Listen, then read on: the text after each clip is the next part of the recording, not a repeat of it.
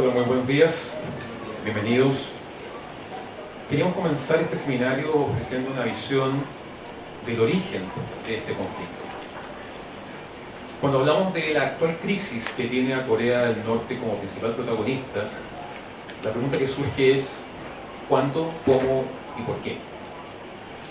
El mundo ha llegado a este escenario en el cual, como contraparte, como se ha dicho previamente en la introducción de este seminario, hemos visto una confrontación prácticamente directa y personal entre el gobernante de Corea del Norte y el actual presidente de Estados Unidos. ¿De dónde surge esta crisis? ¿Cuál es su origen en términos históricos? Habría que comenzar probablemente en lo que fue la cumbre de Yalta, hacia fines de la Segunda Guerra Mundial, cuando las principales potencias vencedoras, representadas aquí Stalin, Franklin Delano Roosevelt, el primer ministro Winston Churchill, se pusieron de acuerdo respecto a cómo realizar la desmovilización de las tropas japonesas que se encontraban en la península de Corea, en el entendido que el imperio japonés había capitulado, se había rendido después de haber sido blanco de 2 bombas atómicas. Y el objetivo básicamente era cómo administrar, cómo regular el desarme de esas tropas y su repatriación. Y el acuerdo fue que la Unión Soviética se haría cargo de las tropas japonesas que estaban en el norte de la península, mientras que Estados Unidos, el Reino Unido y Australia harían lo propio en la zona sur de esta península. Ahí ustedes pueden ver un mapa que tal vez les llama la atención porque es uno de los pocos mapas que uno puede encontrar en donde la península no aparece dividida. En ese contexto, posteriormente en la cumbre de Potsdam, vemos un nuevo acuerdo entre los vencedores de la Segunda Guerra Mundial y que es definir en el paralelo 38 un límite meramente administrativo hasta ese instante entre estas dos áreas, el área controlada por la Unión Soviética y el área controlada por el resto de los aliados. Y ahí efectivamente vemos que la división era principalmente administrativa, todavía no se insinuaba la idea de la creación o el surgimiento de 2 Estados-nación independientes, aunque evidentemente este tipo de decisiones es reflejo de que ya en esa época se está gestando el modelo que va a gobernar o va a dominar el mundo en las décadas sucesivas, que es evidentemente el inicio de la Guerra Fría y que va a enfrentar a 2 antiguos aliados, pero en la medida que el enemigo común, el eje, había desaparecido, las diferencias entre Estados Unidos y la Unión Soviética acabarían por aflorar y tendrían un impacto en todo el mundo, no solamente en la región de Asia. Dicho eso, una de las primeras expresiones que vemos de la influencia soviética en la zona norte de la península, que dicho sea de paso, en ese entonces la zona norte de Corea era la más industrializada en comparación con la zona sur. Y básicamente lo que vemos es la creación, el nacimiento del Partido Comunista Norcoreano, conocido oficialmente como Partido de los Trabajadores de Corea, y ahí está el logo que lo caracteriza hasta el día de hoy. Naciones Unidas, unas Naciones Unidas muy joven, con pocos años de existencia, promueve la decisión de realizar una elección que permita a los coreanos dotarse de autoridades para transformarse efectivamente en un Estado-nación moderno, autónomo e independiente. Sin embargo, a pesar del acuerdo que existía entre las potencias de la época, esta elección no logra concretarse en la zona norte de la península controlada por la Unión Soviética, de modo que solamente se concreta en la zona sur. Y eso es, podríamos decir, el inicio de la conformación de 2 Estados-nación independientes, distintos, cada uno apoyado por una de las 2 grandes potencias de la Guerra Fría, y que va a marcar un perfil de la península hasta el día de hoy. ¿Cómo nacen estos 2 Estados-nación? Tenemos el nacimiento de Corea del Norte, la República Popular Democrática de Corea, como es su nombre oficial, con su primer gobernante, Kim Il-sung, a quien vemos ahí, abuelo del actual gobernante de Corea del Norte. Y en el caso de la mitad sur de la península, que nace como la República de Corea o Corea del Sur, tenemos a su primer presidente, que era Seung-nam Rhee. La coexistencia entre estos 2 jóvenes y opuestos Estados-nación va a tener un periodo de calma muy breve, porque desde 1948 pasan solamente 2 años, hasta 1950, cuando estalla la guerra de Corea, que es el inicio de este conflicto. Vemos que Corea del Norte sobrepasa la frontera establecida en el paralelo 38 e invade Corea del Sur, tal como lo muestra aquí esta edición del Herald Tribune. Esto inicia lo que se había de conocer como la Primera Guerra después de la Segunda Guerra Mundial, o, de otra manera, la Primera Guerra de la Guerra Fría. Frente a lo cual, Naciones Unidas toma cartas en el asunto, a instancias de Estados Unidos, por cierto, buscando una solución a este conflicto, una solución rápida en lo posible y sobre todo categórica. Cabe mencionar que esta es la primera vez que el Consejo de Seguridad de Naciones Unidas toma la decisión de autorizar el uso de la fuerza militar en contra de otro país, previamente a haber establecido una fuerza multinacional bajo la bandera de Naciones Unidas para intervenir en la península de Corea. También tal vez vale la pena mencionar que el Consejo de Seguridad no volvería a dar esta autorización hasta la Primera Guerra del Golfo, cuando Irak invadió Kuwait, en términos de autorizar el uso de la fuerza militar de esta manera.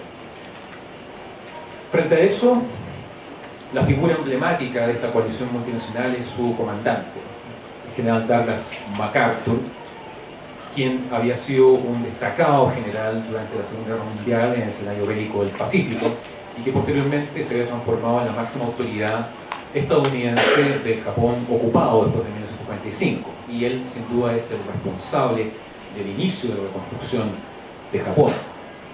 Dada su experiencia en el escenario asiático, el presidente Harry Truman, le da el mando de esta coalición multinacional para que enfrente a Corea del Norte. Y a partir de septiembre de 1950 se lanza una gran ofensiva bastante exitosa que no solamente le permite empezar a repeler a las fuerzas norcoreanas que habían invadido Corea del Sur, sino que además le permite recuperar Seúl, sobrepasar la frontera del paralelo 38, capturar Pyongyang, la capital de Corea del Norte, y seguir avanzando hacia el norte, arrinconando a las fuerzas norcoreanas hacia su frontera con China. Es decir, una operación demoledora, exitosa hasta ese minuto, y que de algún modo volvía auspicioso un término rápido de este conflicto. Cabe mencionar que la guerra de Corea es una guerra que todavía combina elementos de la Segunda Guerra Mundial con tecnologías más nuevas, como pueden ser el uso de helicópteros, aviones con capacidad, con turbinas, dejando de lado ya las hélices. Es un conflicto que tiene un gran impacto en la población civil, sobre todo de Corea del Sur, generando una crisis, hoy día lo llamaríamos una crisis humanitaria, de refugiados, de gente que tiene que desalojar el lugar donde vive precisamente para salvar su vida. Y que además tiene características muy similares a lo que fue el escenario en Europa, en la medida que hay combates en las zonas urbanas, muchas veces cuadra a cuadra. Y ahí vemos un ejemplo de eso. También hay que considerar el factor climático.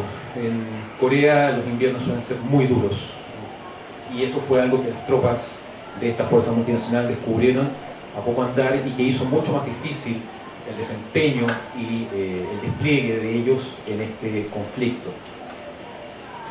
No obstante eso, el éxito de esta operación, como les decía, ha sido auspicioso, un término rápido de esta primera guerra, de la Guerra Fría.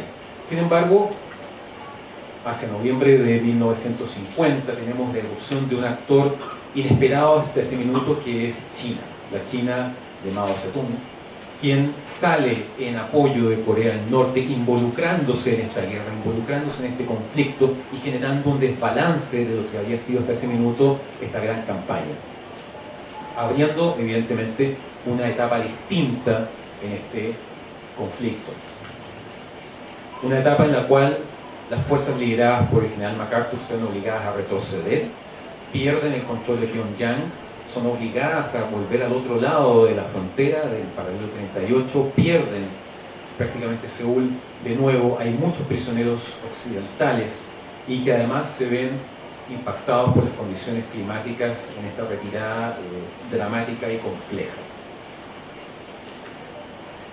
Si ustedes ven este mapa en 4 escenarios, ahí tenemos claramente la ofensiva de Corea del Norte hacia Corea del Sur, arrinconando a las fuerzas surcoreanas en esta zona de Pusan, el perímetro de Pusan, como se conoce. Posteriormente, el avance de esta fuerza multinacional liderada por el general Douglas MacArthur, que permite recuperar el control de Corea del Sur y entrar al territorio norcoreano. Fíjense ustedes el pequeño territorio que queda bajo control de las fuerzas norcoreanas en ese instante. Sin embargo, el ingreso de China a este conflicto cambia este escenario hacia un retroceso en dirección del sur de la península.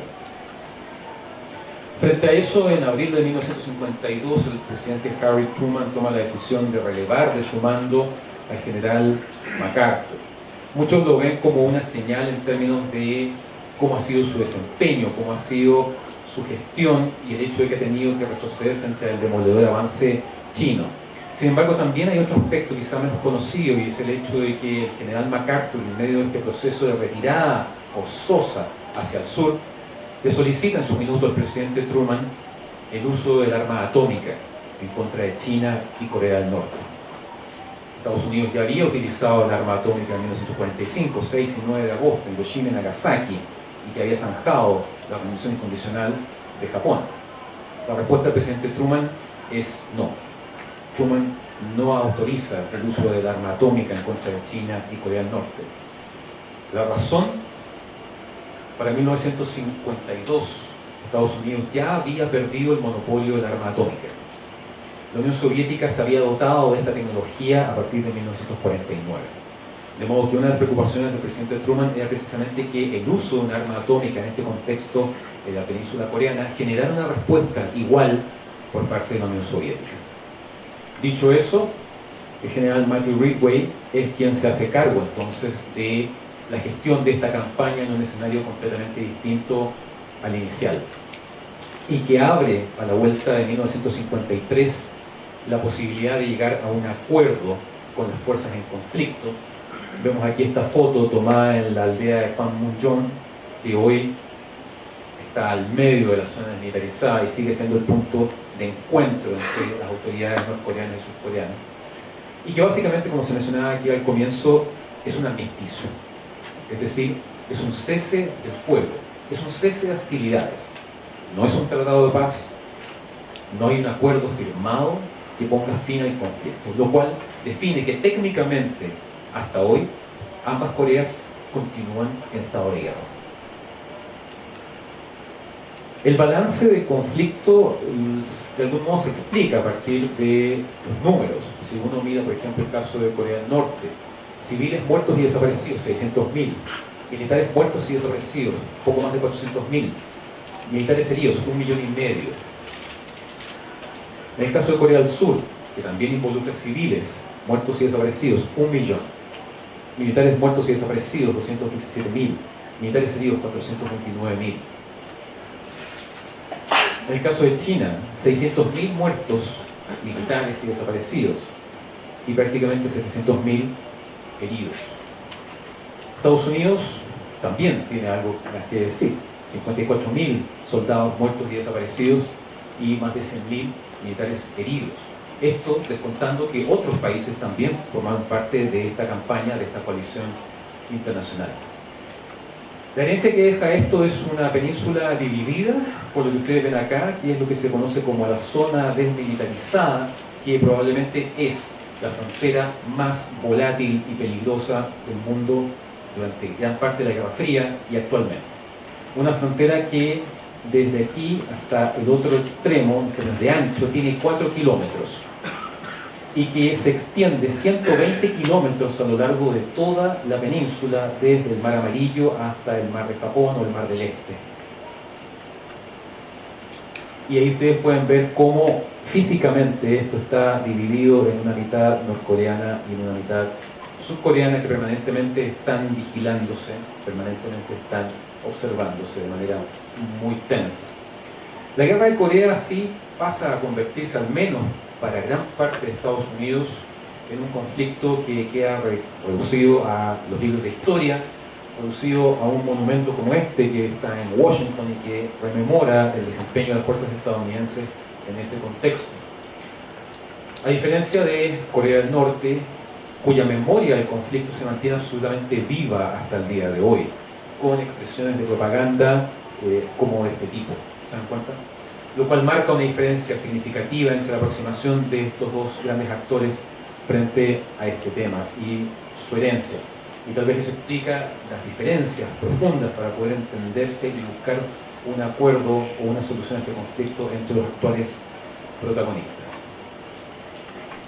Muchas gracias.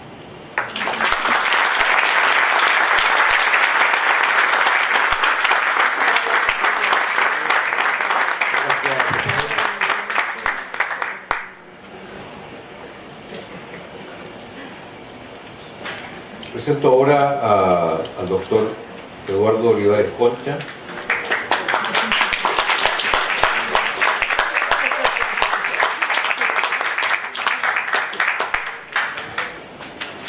El doctor Olivares es periodista de la Pontificia Universidad Católica de Chile. Trabajó durante 10 años en medios tales como el Diario Financiero, La Tercera y el Mercurio. En 2011 se tituló como magíster en Asuntos Internacionales y del Pacífico por la Universidad de California, San Diego. Y en 2015 se doctoró en Ciencia Política por la Universidad de Manchester, Inglaterra. Como parte de su investigación doctoral, residió en Seúl en 2012, donde entrevistó a congresistas y decenas de líderes de opinión. Ha hecho clases y realizado ponencias en los Estados Unidos de América, Inglaterra, Estonia, Corea del Sur, Alemania y Chile. En la actualidad dicta las cátedras de Historia y Relaciones Internacionales en la Universidad Finisterre. Dejo con ustedes entonces al doctor Olivares con el tema La República Monárquica de los Kim. Muchas gracias a todos por la invitación. Creo que el salón está lleno. Creo que entre Alberto y yo somos responsables de una parte de que esté lleno también. Y eso me alegra mucho porque mis estudiantes tienen solemne el próximo lunes. Uno de los temas claramente va a ser Corea, así que le estoy adelantando una pregunta. Y Alberto me acaba de exponer lo que hablamos. La invitación es acerca de hablar de un debate sobre la dinastía de los Kim. Y ahí están los Kim. A la izquierda está Kim Il-sung, a la derecha Kim Jong-il, y ahí está Kim Jong-un. No encontré ninguna que fuese proporcional a los tres. El título, por cierto, es un oxímoron, ¿cierto? No, o es monarquía o es república. Y vamos a tratar de discutirlo, pese a que después vamos a llegar a la conclusión de que no es lo central. Una república, algunos de ustedes lo pueden saber, los estudiantes lo están aprendiendo, muchos de ellos, es un sistema político que está regido sobre todo por una ley. Es la ley la que gobierna los principios del Estado. Y en general se trata de sistemas que están además regidos por el principio de la separación de los poderes del Estado.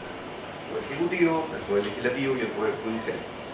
No hay que confundir república con democracia, ¿no? La democracia es un tipo de república, pero también puede ser un tipo de monarquía constitucional.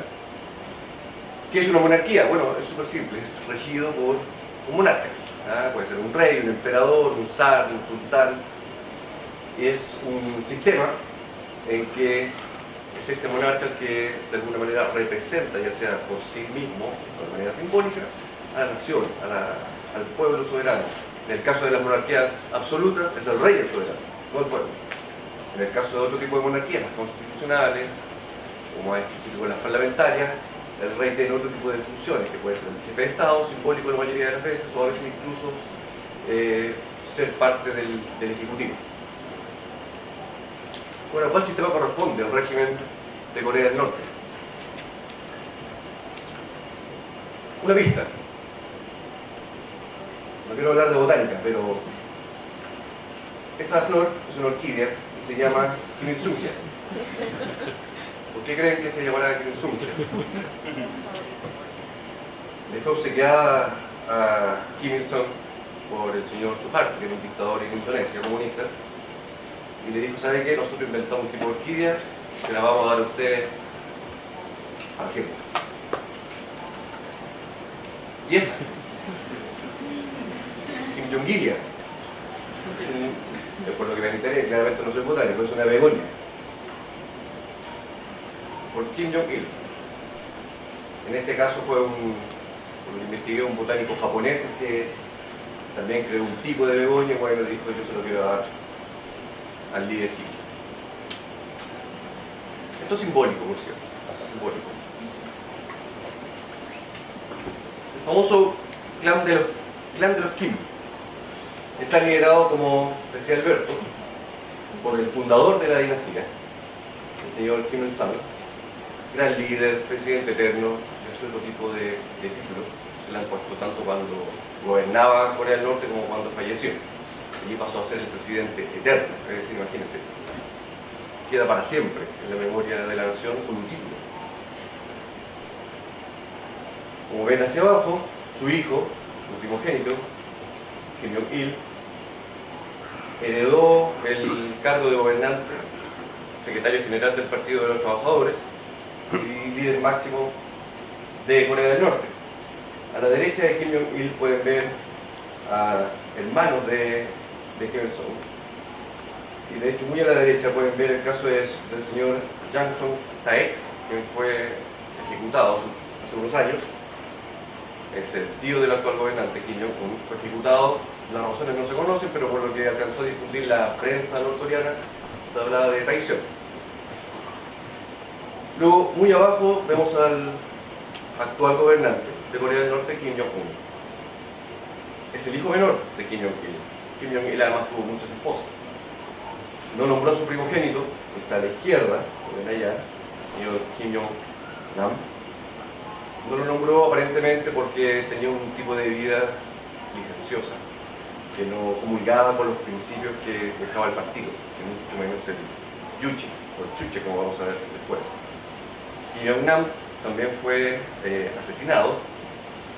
Recientemente se plantea que lo mandó a ejecutar su hermano, su hermanastro. Hay otro hijo más, pero nadie lo quiere ver, parece.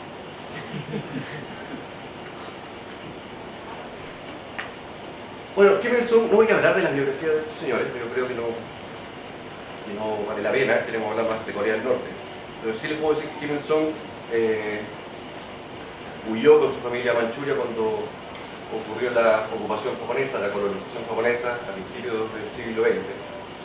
Y ya joven, bueno, cuando demostró ciertas capacidades y cierta inclinación por el comunismo, se entrenó, lo invitaron los soviéticos a la Unión Soviética para recibir un entrenamiento militar. Fundó el Partido de los Trabajadores.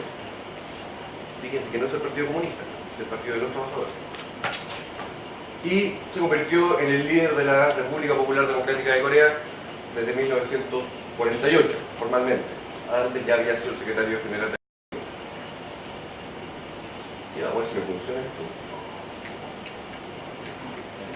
Estamos haciendo a la mano. Funciona. Él crea este concepto, se le denomina, lo conocemos todos como Juche o Yuche, que está en Inglaterra o en Estados Unidos, y los norcoreanos y los coreanos dicen Chuche. El concepto siempre se traduce como autosuficiencia. Escuchábamos al principio, ¿verdad?, que hablábamos de la autarquía. Ese es el principio básico. Autarquía es un sistema que permite que un país se pueda gobernar y alimentar a sí mismo, y producir todo aquello que consume. Y consumir todo aquello que produce. Se suele, por lo tanto, plantear como una especie de autosuficiencia, independencia económica, étnica, nacional. Pero es un concepto que para nosotros occidentales nos cuesta más entender porque pareciera implicar muchas más cosas que la simple autosuficiencia. Implica también un estado mental, implica también un estado de concepción de aislacionismo, es decir, somos un país aislado del mundo, pero no en función porque no queramos que el resto venga, o no solamente porque no queramos que el resto venga, sino porque de verdad no necesitamos que otros vengan. Hay autores que hablan de, más que de aislacionismo, de exclusionismo. Los coreanos somos tan autosuficientes, tan autovalederos, que no necesitamos a otros que vengan a nuestra tierra. También tiene un dejo de coreacentrismo. Somos el centro del mundo. El mundo nos admira.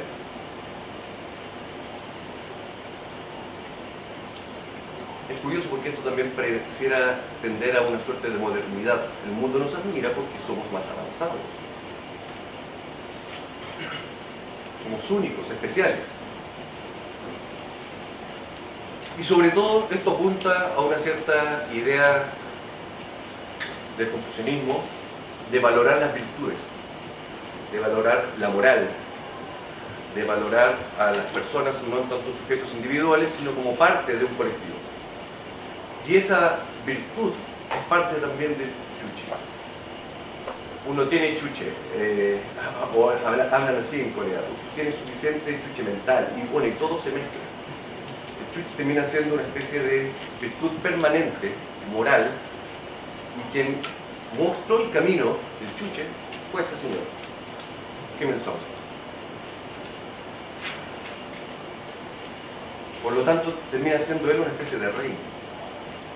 Porque fíjense el título, es el líder, es nuestra inspiración, es nuestra guía espiritual. Y por lo tanto se confunde mucho con la idea de que Kim Il-sung también es el padre de esta nación.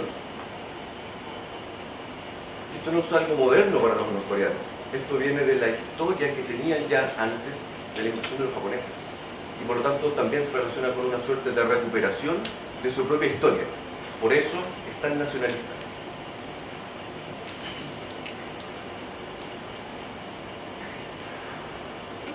Como les digo, títulos no le faltan. Gran líder, presidente eterno, eterno líder.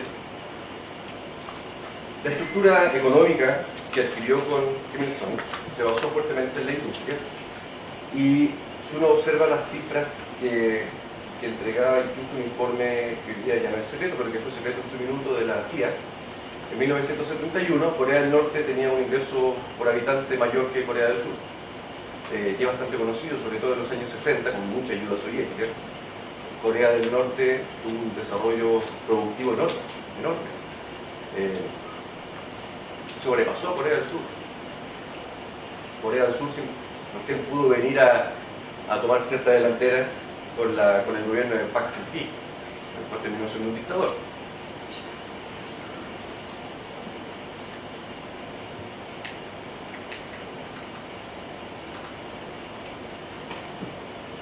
Bueno, pero el señor Kim, abuelo, el apellido es Kim, falleció. Era eterno, y bueno, sigue siendo eterno, pero 3 años, de manera óptima.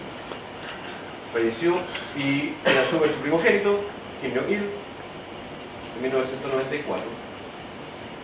Y a Kim Jong-il le toca además lidiar con una serie de desastres naturales, inundaciones, sequías y mala administración. De tal manera que Corea del Norte sufre un serio deterioro económico en el contexto además del colapso de la Unión Soviética y el fin de la asistencia económica que la Unión Soviética brindaba. A veces más, a veces menos, pero la brindaba. Generó una gran hambruna, que está bastante documentada. Lo que no está muy documentado es cuánta gente murió, pero se estima que por lo menos habrán sido 2 millones de personas. Siempre hay estimaciones que plantean que son menos. A mediados de los 90 hay, por lo tanto, de parte de Kim Jong-il una necesidad de tener una apertura con otros países. Y Corea del Sur, que iniciaba además su camino de regreso a la democracia desde fines de la década de los 80, estaba disponible para eso. Y sobre todo esto se consigue con Kim Dae-jung, un presidente surcoreano, por lo que él denominó la política del sol, Sunshine Policy. Y esta política del sol significaba tender lazos entre ambas Coreas. Finalmente, decía Kim Dae-jung, somos un mismo pueblo. Unámonos, busquemos lo positivo, la política del garrote no ha funcionado, también entreguemos zanahoria. Hagamos cooperación, asistencia económica.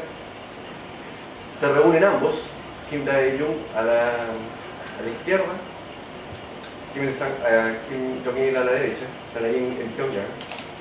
Y se crea, por ejemplo, el complejo industrial de Kaesong, que está cerca de la frontera, cerca de Seúl, en la frontera entre ambos países. Estuvo financiado prácticamente completo por el conglomerado de Hyundai. Bueno, y Kim Jong-il es el querido líder. Hay que cambiarle los nombres, no pueden llamarse todos presidente eterno o gran líder. Es el querido líder. Sin embargo, aquí ya vemos la diferencia de las distintas décadas, lo que uno puede casi observar como que ha sido un experimento social un poquito cruento. Una misma nación, una misma cultura, las mismas personas, el mismo idioma, la misma situación geográfica, distintos devenires económicos. En un caso, una Corea del Norte empobrecida, movilizada, $1.800 per cápita. Esas son las solas estimaciones que se hacen desde el otro lado.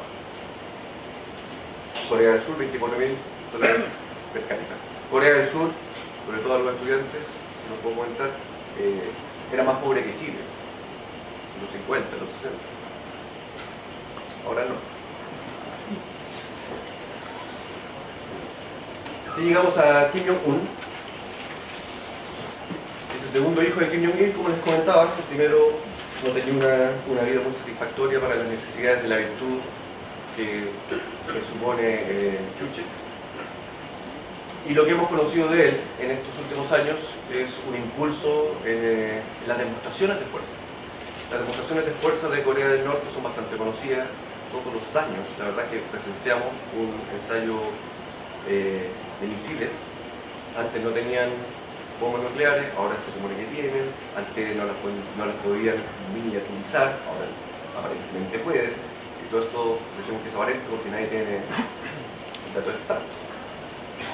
Su título es de mariscal, secretario general del partido, seguramente cuando tiene unos 30 y pocos años. Cuando crezca y supere los 60 años, que es una edad venerada en Corea del Norte, suponiendo que sigue liderando Corea del Norte, naturalmente va a conseguir mucho más tiempo. Hay un tema de Corea del Norte que habitualmente no se toca mucho cuando hablamos de esta discusión, que tiene que ver con las violaciones de los derechos humanos. Solemos concentrarnos, con razón, ¿verdad?, en las disputas que hay entre Corea del Norte, los Estados Unidos, Japón, la situación geopolítica alrededor de la península. Pero hay un drama enorme relacionado con los derechos humanos. Voy a manifestar un punto. Hay una resolución bien reciente, de marzo de este año, del Comité de Derechos Humanos de la ONU, que dice claramente, condena en los términos más enérgicos las violaciones sistemáticas, generalizadas y manifiestas de los derechos humanos y otros atentados contra los derechos humanos cometidos en la República Popular Democrática de Corea. Y aquí en este mapa, lo que se muestra son campos de detención de prisioneros políticos. Se habla de que en esos campos de detención de prisioneros políticos hay entre 80.000 y 120.000 personas, a veces hasta con su familia, que están sufriendo tratos inhumanos, torturas, por haber quizá criticado al régimen, por no estar de acuerdo con el régimen. Podemos después hablar de esto si a alguien le importa. Y lo otro que hemos visto en el caso de Kim Jong-un son pequeñas liberalizaciones de algunos aspectos de la economía, muy pequeñas, porque tampoco va a reformar todo, ¿verdad? Hay algunas industrias en particular que le está promoviendo que se puedan abrir a ciertas exportaciones. Hay muchos trabajadores norcoreanos que laboran en Rusia, en Mongolia, en Qatar, los mandan de manera, podríamos decir, incluso forzada, mientras las familias las tienen, qué sé yo, de rehén en Corea del Norte. Y también hay ahora un cierto impulso a aumentar el desarrollo turístico de Corea del Norte. Son pequeñas variaciones que él estaría estableciendo. Siempre tenemos que hablar en potencial porque no tenemos la ciencia, el conocimiento exacto para saber si eso es o no. Finalmente, todos conocemos que hay un irrespeto por las distintas sanciones internacionales realizadas en el seno del Consejo de Seguridad de las Naciones Unidas, incluso con el voto concurrente de China. Entonces, para ir cerrando, ¿república o monarquía? Bueno, la república formalmente es una república porque cuenta con un parlamento que aquí se denomina Asamblea Suprema del Pueblo, tiene un gabinete, tiene ministros, tiene tribunales de justicia. Ahora, ustedes saben que hay elecciones cada 5 años, pero solo se presenta un candidato. La gente cuando va a votar no lo que nosotros vamos a hacer el 19 de noviembre, cuando vayamos a una caseta de votación y estemos con unas cortinas que nos tapan nuestra elección, ¿no? Allá todo es público. Por lo tanto, ustedes comprenderán que todos los candidatos sacan el 100% de apoyo. No hay blancos ni nulos, ni mucho menos abstenciones, son muy mal vistas. Nadie quiere ser mal visto en Corea del Norte. En la práctica tiene elementos de una monarquía absoluta, por cierto. Imagínense tener un líder que se transforma en un padre de la nación, que hereda su poder a sus hijos, vulnera los acuerdos internacionales, porque como es una monarquía absoluta, la verdad es que el único soberano soy yo, y viola constantemente los derechos humanos. Ahora, es un debate un poquito útil, ¿cómo se llama? Es una república desde el punto de vista formal, lo es. Pero sí quería enfatizar el hecho de que esta dinastía no se rige por lo que nosotros quisiéramos comprender es una república tradicional. ¿Qué curiosidades nos cuentan, sin embargo, de Corea del Norte? El tío del dictador norcoreano fue devorado por 120 perros. Habrán escuchado todo esto, ¿no? El tío que le mencionaron recién que había sido ejecutado por traidor. Una ex novia de Kim Jong-un ejecutada por un pelotón. No sé por qué, quizás lo miró mal. Y se ha demostrado la existencia de los unicornios en Corea del Norte. ¿Son reales? Falsos. A este señor no lo mataron, no lo devoraron los perros. Fue ejecutado. Y esta historia de los perros lo inventó un microbloguero chino en una página satírica. Lo compró un diario singapurense muy conocido, de Straits Times, y de pronto ya todo el mundo lo divulgó. A la novia la vieron después, con vida. Y en el caso del unicornio, se relaciona con el descubrimiento de una cueva, pero tenía simbolismo lírico. Descubrieron efectivamente una cueva que le llamaban la cueva del unicornio. Tiene todo un sentido arqueológico, lírico, pero bueno, la traducción hizo el resto. ¿A qué voy con esto? Es un régimen definitivamente aislado, hermético, pero no exageremos. O hay que utilizar un filtro, nosotros todos, un filtro cuando recibamos este tipo de noticias. Porque de pronto nos compramos todo lo que nos venden, y sobre todo si es más disparatado, como no conocemos el régimen, lo creemos. Para finalizar, creo que los medios occidentales tenemos que ser más cuidadosos en el filtro de la noticia, como estamos en la escuela de periodismo, lo digo a mis estudiantes permanentemente, tenemos que siempre ser muy críticos de aquello que recibimos, evaluando antes de publicar, sobre todo. Esto de hablar del país hermético no es una excusa, fíjense que este es un libro que se llama La Nación Hermética, y está escrito por el señor William Elliot Griffith, y esta copia, este facsímil es de 1907. La verdad es que lo escribió a fines del siglo XIX, pero bueno. Lo de la nación hermética se conoce hace mucho tiempo. Era llamada así antes de la separación de las Coreas, antes de que llegaran los japoneses. De hecho, no querían a los japoneses, no querían a nadie, porque lo que les digo, que eran aislacionistas y exclusionistas. Lo nuevo, no es de Corea del Norte, es de Corea. Los esfuerzos por comprender otra cultura, además, y es a lo que me gustaría invitarlos en este debate, son mucho más adecuados. Aquí no se trata, en mi punto de vista, por cierto, podemos discrepar, de sentarnos y atacar directamente a Corea del Norte, como se rige. Para mí por lo menos, en mi posición personal, es mucho más valioso intentar comprenderlos, entender cómo ellos piensan, y a partir de eso, como plantea Alberto, buscar puntos de conexión que nos permitan llegar a soluciones, ojalá allá, se enfada a todo el mundo, porque a nadie le gusta estar peleando todo el tiempo. Es irrelevante esto de que sea una república o una monarquía. Lo relevante es que, sin embargo, sí se trata de una dictadura, y eso no hay doble lectura para ello. Y más relevante es que los derechos humanos en ese país no se respeten, y eso es universal, sea nación hermética, confucionista o que siga el chucho. Muchas gracias.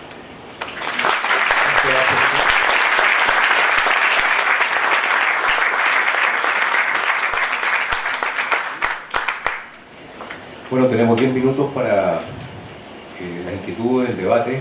Así que ofrezco la palabra para que él...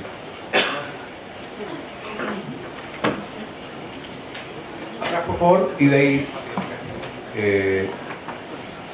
ahí va el micrófono.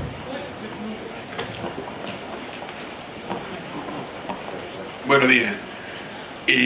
Yo agradezco la invitación, ¿no es cierto?, y la oportunidad de poder escuchar a gente tan preparada y de nuestra universidad en un tema tan importante y relevante para todos, ¿no es cierto?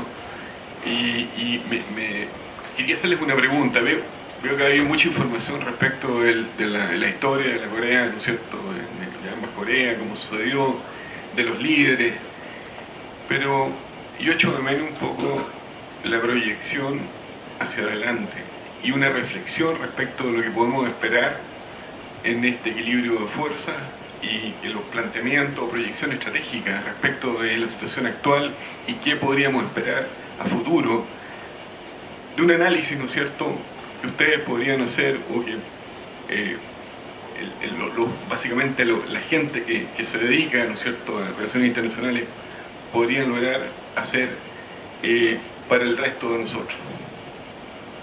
Eso. Muchas gracias.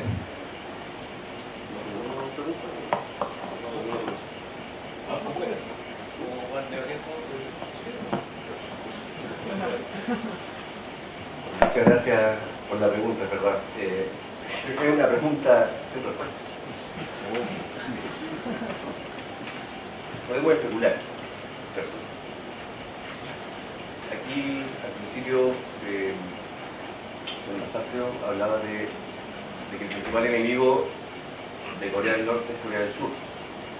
Yo discrepo de eso. Yo creo que el principal enemigo de los norcoreanos, pensándolos como pueblo, pero además como gobierno norcoreano, es Estados Unidos. Y el otro enemigo que puede tener es el gobierno, títere, como dicen ellos, de Corea del Sur. Pero ellos siempre manifiestan que no hay una enemistad entre los pueblos. Para ellos el enemigo no es la gente de Corea del Sur, porque los consideran hermanos mal guiados. Es muy difícil, por lo tanto, ahora es imposible, no puedo decirlo, pero es muy difícil pensar que ellos tengan en algún minuto una proyección de lanzar bombas atómicas a los hermanos de Corea del Sur. Si algo quisieran atacar ellos sería Estados Unidos, por eso siempre están haciendo este alarde de que ahora ya pueden llegar a Guam. Y después, bueno, 20 años más quizá que van a querer llegar a California. Sí, además, yo creo que este análisis se ha hecho bastante, ¿verdad? De que sería un suicidio para todos, ¿verdad? Y el primero que ataque se está suicidando, y esa es la lógica de la Guerra Fría, por eso nadie quiso atacar.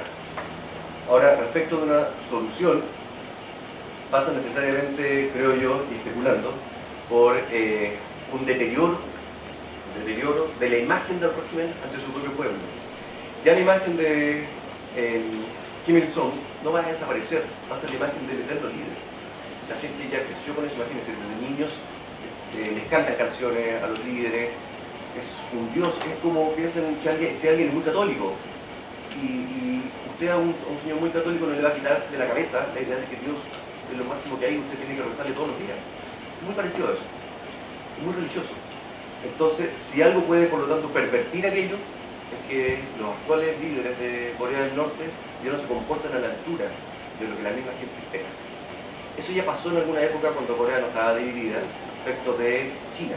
La China de la dinastía Manchú no era una China tan valorada o sofisticada como las antiguas dinastías del Ming.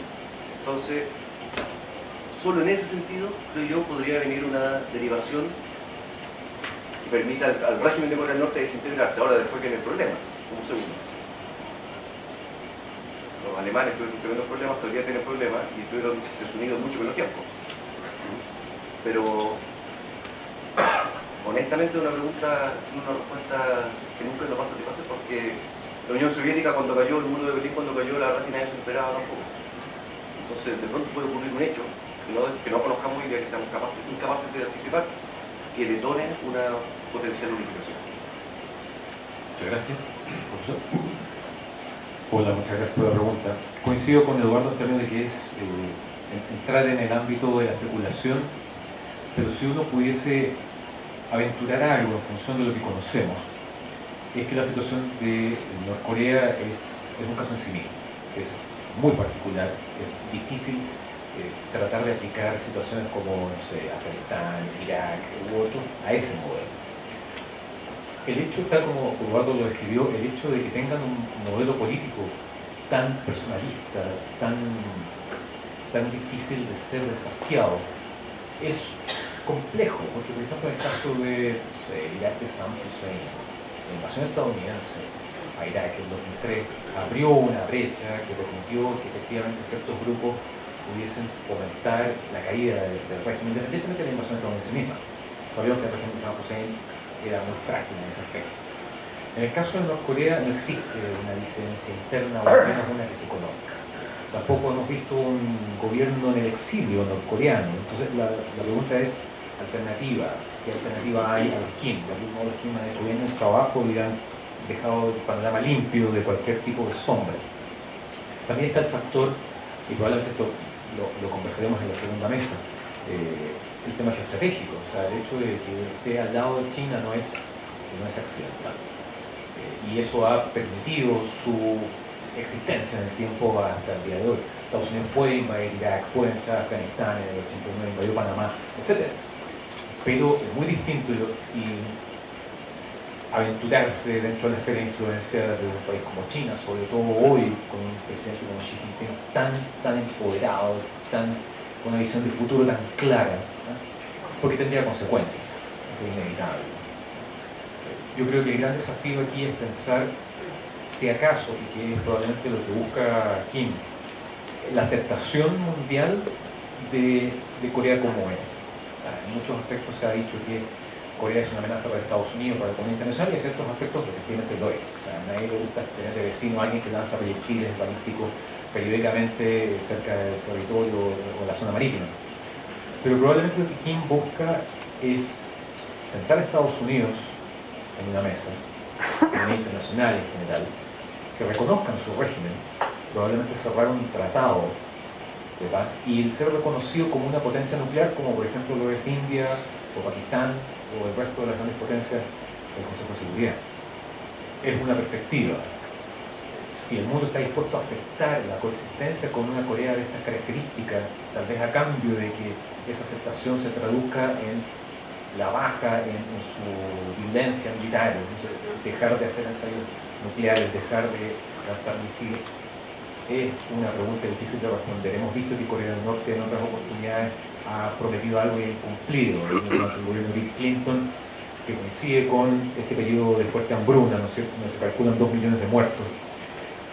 Estados Unidos y Japón estuvieron dispuestos a entregarle combustible, petróleo, alimentos, fertilizantes para recuperar el sector de la agricultura, a cambio de que congelaran su programa nuclear, cosa que no hicieron, y que eso explica por qué George W. Bush en su discurso del año 2002 incluye a Corea del Norte junto con Siria e Irak en lo que él denomina el eje del mal. Y en este minuto, teniendo a Donald Trump en la Casa Blanca, la verdad se hace un poco más difícil poder generar instancias o puentes de confianza como para llegar a algún tipo de escenario en donde de algún modo se pudiese bajar la tensión. Gracias, profesor. Por favor. Para ambos expositores, la verdad que a diferencia del anterior asistente, algo hablaba el doctor Eduardo Olivares con respecto a que no hubo una gran diferencia con la llegada del abuelo del actual gobernante en cuanto a un contexto que ellos tenían histórico en cuanto a venerar, digamos, a la autoridad, etc. ¿Y qué pasaba con Corea antes de que llegara el 48, la guerra posterior? ¿Qué fue de Corea antes? Que era tan desconocido y hasta el día de hoy más nos preocupamos del presente, lo cual está bien. Hay preguntas de proyecciones, qué va a ocurrir y nadie lo puede saber. Pero ¿qué ocurría antes, digamos? ¿Qué pasa con la mentalidad de los coreanos? ¿A qué obedece? Porque hay una sumisión increíble. Esa es mi pregunta para ambos expositores.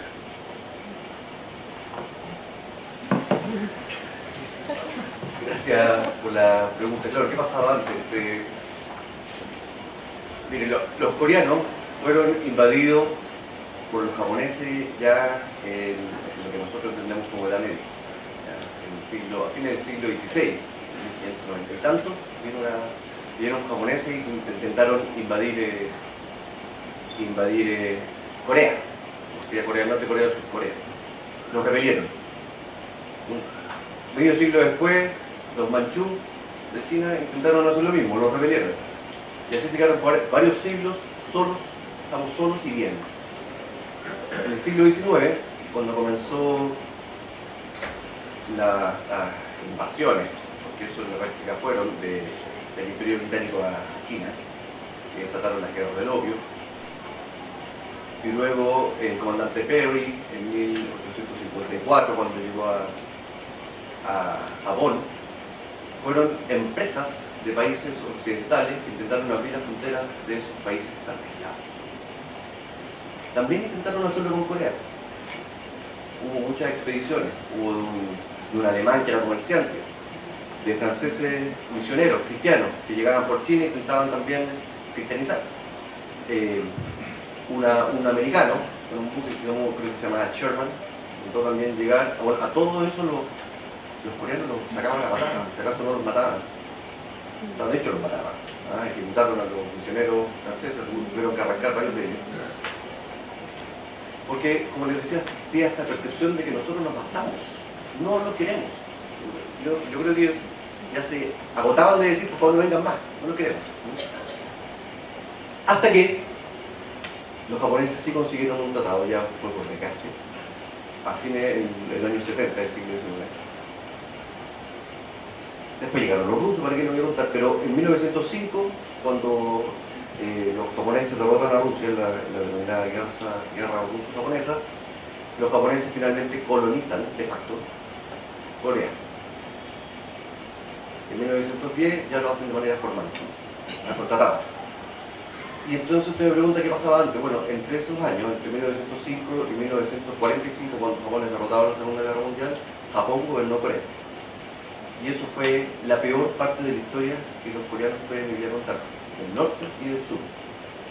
La animadversión que hoy día existe hacia Japón se explica, bueno, por las atrocidades que cometieron las tropas imperiales japonesas en Corea, en China, en Nanjing, en el desastre de Nanjing, en Filipinas, en Manila, incendiando la ciudad. En ese minuto, cuando los japoneses colonizaron, obligaron a los coreanos a hablar en japonés, no podían hablar en coreano, tenían que aprender el alfabeto japonés, no podían escribir el hangul, que es el alfabeto coreano. Las costumbres que tenían los coreanos desaparecieron, todo tenía que ser gobernado por un japonés. Imagínense lo que puede ser eso. O sea, si nos pasara a nosotros eso. Todo eso es una olla de presión. Por lo tanto, este señor Kim Il-sung, que además batalló en guerras de guerrilla contra los japoneses, es visto además como una especie de libertador. El señor que nos liberó.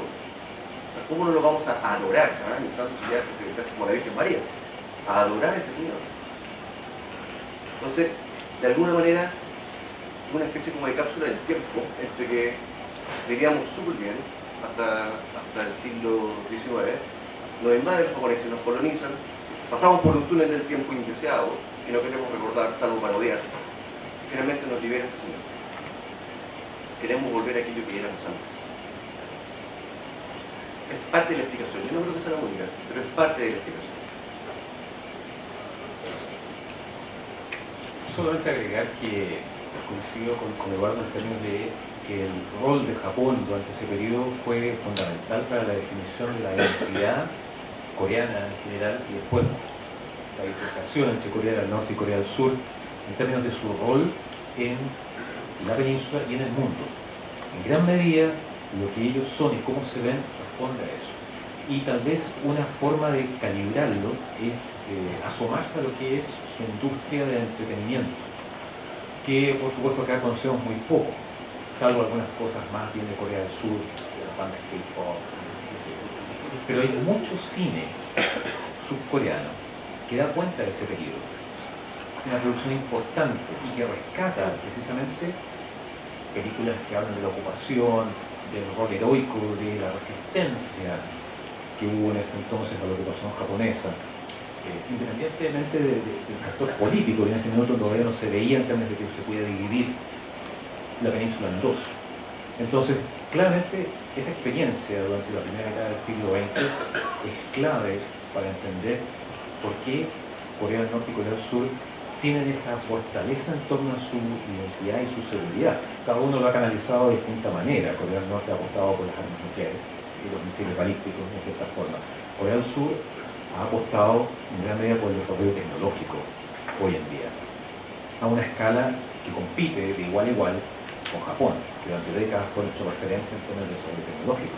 Y es cosa de, no sé, meter la mano al bolsillo y ver cuántos celulares son Samsung, cuántos son iPhone, cuántos son Huawei, que están echando muy fuerte. Entonces, yo creo que eso es un elemento que vale la pena tener en mente cuando uno quiere mirar o tratar de entender lo que son hoy Corea del Norte y Corea del Sur. Gracias, profesor.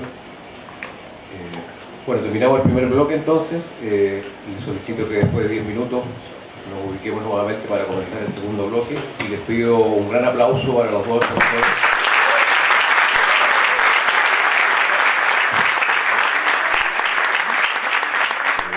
Muchas gracias, nos encontramos entonces en 10 minutos.